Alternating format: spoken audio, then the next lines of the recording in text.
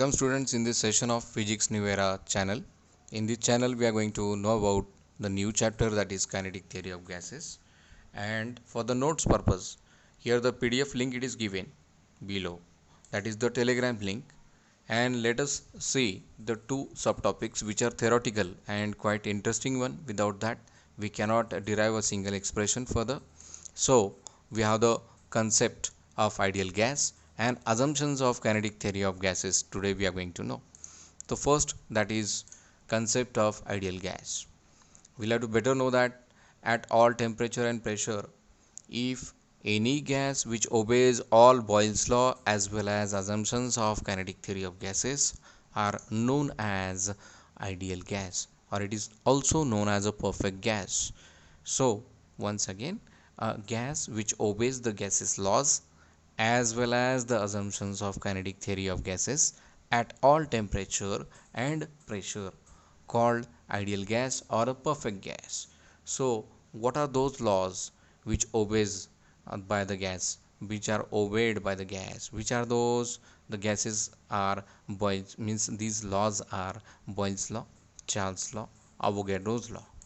See, after that one by one we are going to know the assumptions of kinetic theory of gases. Along with a suitable diagram I will explain that one. So keenly observe one by one. That first, that is gas consists of large number of tiny particles, very small tiny particles called molecules. See, here it is the molecules. Actually these are very small, cannot see with eyes. So here it is, a gas consists of a large number of tiny particles called as molecules. Here the next assumption is the molecules are rigid and perfectly elastic spheres of very small diameter. See, these are very small, so obviously their diameter is also small, but very important concept is this one, these are rigid and perfectly elastic sphere.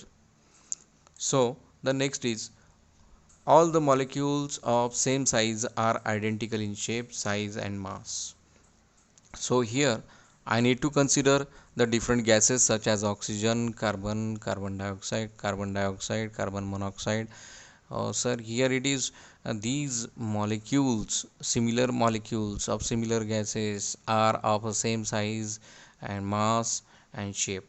So oxygen molecule, similar oxygen molecule are of same size, carbon monoxide is of same size, nitrogen molecule of same size, means but dissimilar kind of molecule, just like the nitrogen, oxygen, they are not of a same size.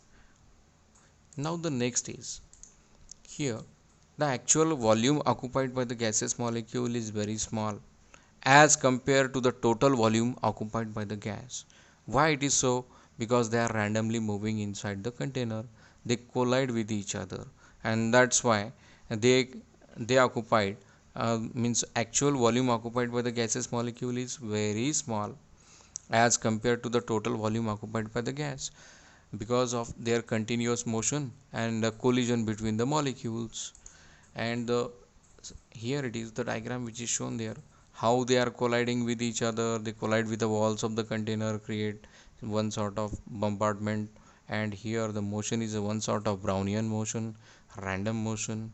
Okay, and that's why compared to their sizes they occupy a large volume. So the next is, the molecules are always in a state of random motion in all possible direction, which is shown there, how they are moving in all possible direction. Like the next is, during the random motion they collide with each other, which is perfectly elastic in nature. Due to the elastic collision their path changes always. Okay, there is a no loss of kinetic energy due to the elastic collision, because it is the criteria.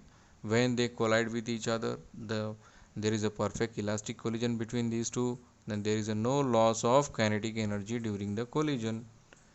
If they are inelastic, that time if they collide with each other their motion may get slow, but here it is not happening continuously, its motion it is there, it is having same kinetic energy throughout. So the next is the distance covered by the molecule between the two successive collision, means what happened, they actually travel in a straight line, but when they collide with each other, their path changes. But during that collision, when they travel a straight line, that is known as a free path, means it is a collision free. That's why it is a free path, we say. See here, the collision between, or the path of the molecule after the collision, that is zigzag path, or it is also known as a Brownian motion like a path. It is shown how it travel with the arrow. It shows the direction after the collision of the molecule and how it travels.